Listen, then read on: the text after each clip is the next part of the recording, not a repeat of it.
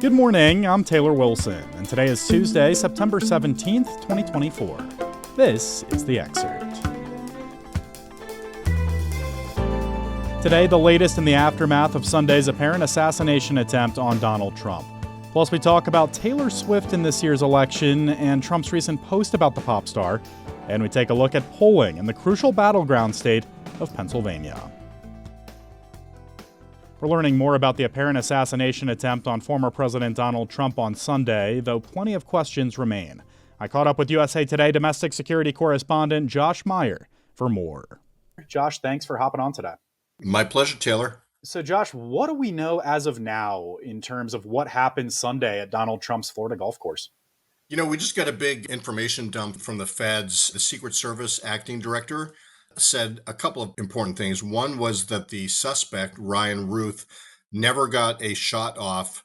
So this is much different than the last assassination attempt in Butler, Pennsylvania, when the shooter had a clear line of sight to the former president, was able to fire off about 8 rounds and hit Trump in the ear. In this case, the Secret Service director said that the suspect did not get a shot off. Also, that he didn't really have a clear line of sight to the president, and that it was quick action by the Secret Service agents that thwarted the attack.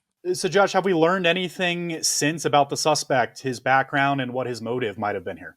So, yeah, at the same news conference, an FBI official said that they're still really trying to run that stuff to ground. They're interviewing a bunch of family members, friends, and so forth. But this guy seems to be sort of an itinerant wanderer. I mean, he went to Ukraine to try to fight against Russia. He was told that he was too old and inexperienced and essentially stayed there for a while trying to recruit people, and then somehow ended up in Palm Beach at Trump's golf course, hiding in the bushes, allegedly, and pointing a gun in the vicinity of Trump, who was golfing with a friend, when the Secret Service found him. So what's next legally for this suspect? What's the expectation here? I think what's next for the suspect is that he's going to be facing an arraignment in court and have to answer to the charges, enter a plea, and we'll go from there. I think he's been deemed to be eligible for a public defender. As that plays out, we're going to be hearing hopefully from the feds about who he was, what drove him to Palm Beach to do this, allegedly, and where he got the gun, and other important details of this alleged plot. Josh, you and I talked a couple months ago after the first assassination attempt on Trump and some of the criticisms that the Secret Service faced over the summer. How do experts say the Secret Service handled this incident, and how are Secret Service officials reacting in the wake of this? That's a good question, Taylor. The acting Secret Service director, Ronald Rowe, said yesterday that he thinks the Secret Service agents did everything they could and should have done to thwart this attack, but there are some questions about it. One of the questions is, did they do all they could to surveil the site? Did they have aerial drones up like some former Secret Service agents told me they should have? But another big question is that according to cell phone records, the suspect was actually lying in wait for Trump for at least 12 hours, starting the night before, at that very location. So the question is, were the agents on the ground that were surveilling the site and ahead of and behind Trump as he played golf, were they doing their job to really root out potential threats beforehand? In response to that, Rowe, the acting Secret Service director, said that this was what was known as a off-the-record movement, which means that it wasn't on the calendar. They probably didn't get a lot of advance notice, and that they essentially did whatever they could to make sure that Trump was protected. So lots of questions that we have to, figure out. Where do we go from here, Josh? This is the second assassination attempt on Trump in 2 months.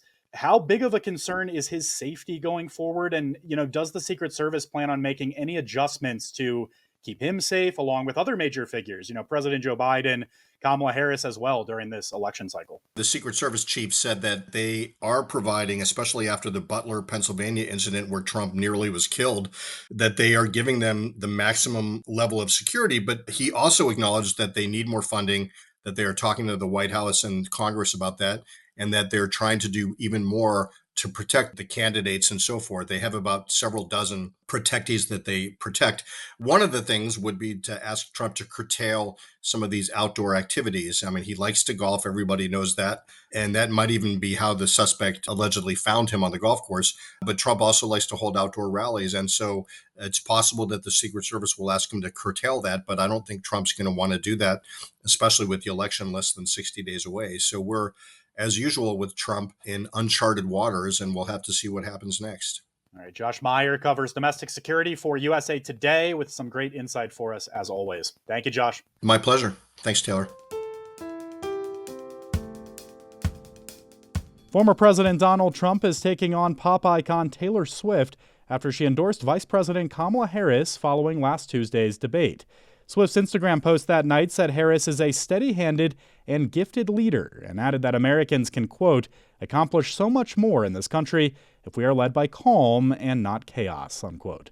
Her endorsement addressed subjects from IVF to LGBTQ+ rights, and within an hour of posting, more than 3 million people had liked the post, ranging from Selena Gomez to WNBA superstar Caitlin Clark. And as of last Wednesday evening, a custom URL shared by Swift on her Instagram story that expired after 24 hours had directed more than 400,000 visitors to vote.gov, according to a spokesperson from the General Services Administration. By comparison, in the week leading up to the debate, vote.gov received about 30,000 visitors a day. Then on Sunday morning came this singer from Trump on his Truth Social channel, writing, quote, I hate Taylor Swift, unquote. The response since then from other celebrities has been, well, swift. Celebs ranging from Stephen King to Flavor Flav and Mark Hamill have hit social media with support and love for the pop star, and the hashtag I love Taylor Swift was trending globally.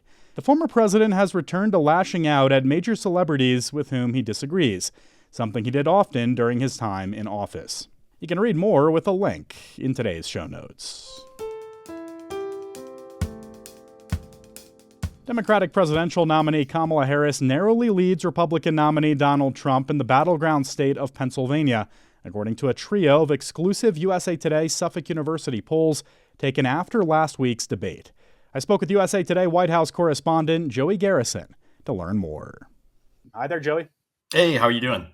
Good. Thanks for hopping on today, Joey. So who leads from this polling, Joey, and how do these two candidates compare on favorability? So our poll found that Kamala Harris has a 3-point lead over Trump, 49% to 46%. This is within the margin of error.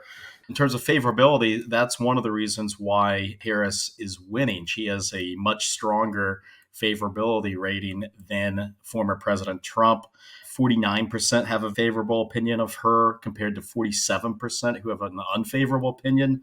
That's compared to only 43% of likely Pennsylvania voters who said they have a favorable opinion of Trump. 54% had an unfavorable opinion of the former president. And so those are hard numbers for the former president to overcome. And that's one of the reasons he's down, according to our poll, though still a dead heat that's within the margin of error. And Joey, how do these things break down by county, and what might be the significance of that on election night? Well, we don't have the full county results, but what USA Today, in conjunction with Suffolk University, did is isolated what are two bellwether counties historically, and those are Erie County and Northampton County. As a bellwether, what we mean by that is who that county votes for tends to predict who the state as a whole votes for. And right now, Harris leads both of those counties as well. She has a 5-point lead in Northampton County, that is in East Pennsylvania.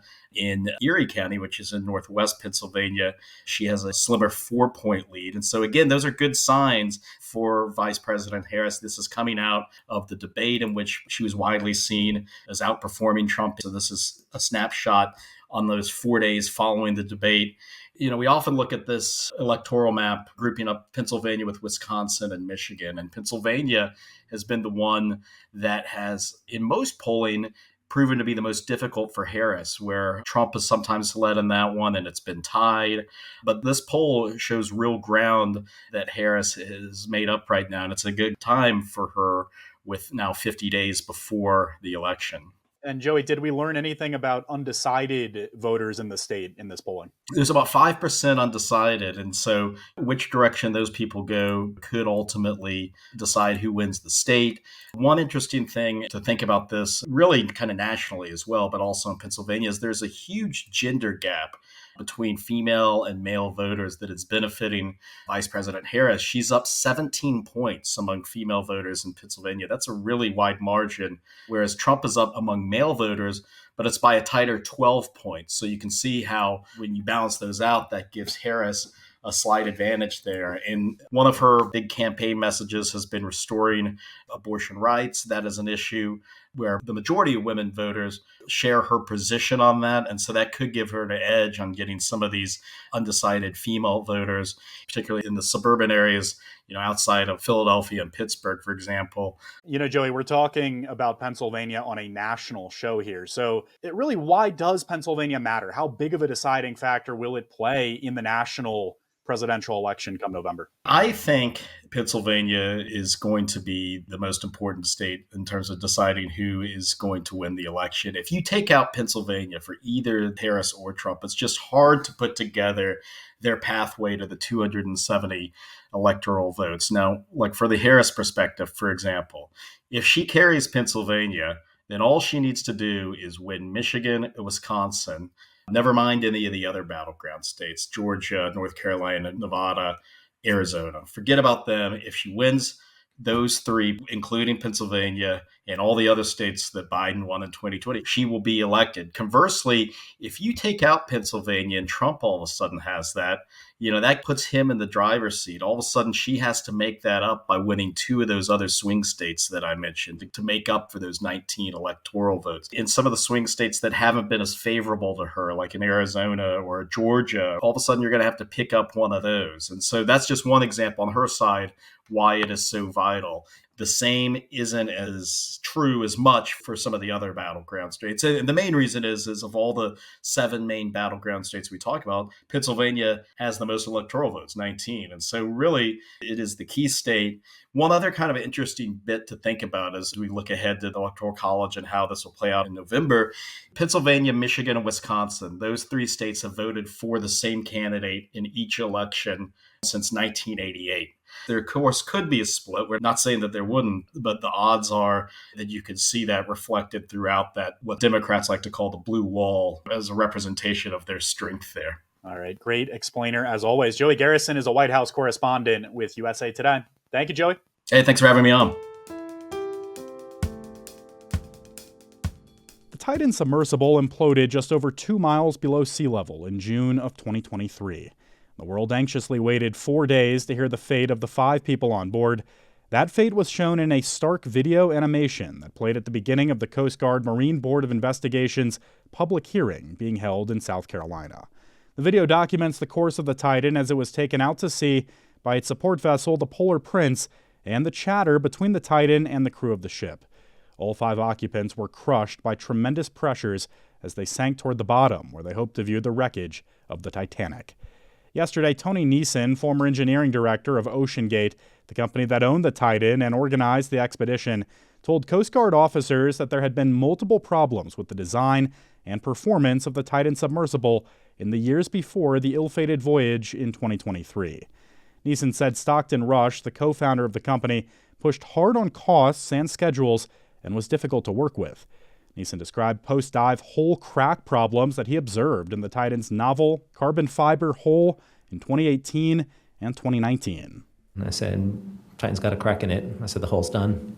Then I spent a couple hours trying to convince people that, no, this is not salvageable. And I was on a plane, I think the next day with a couple of other folks, down to the Bahamas to go take a look at it.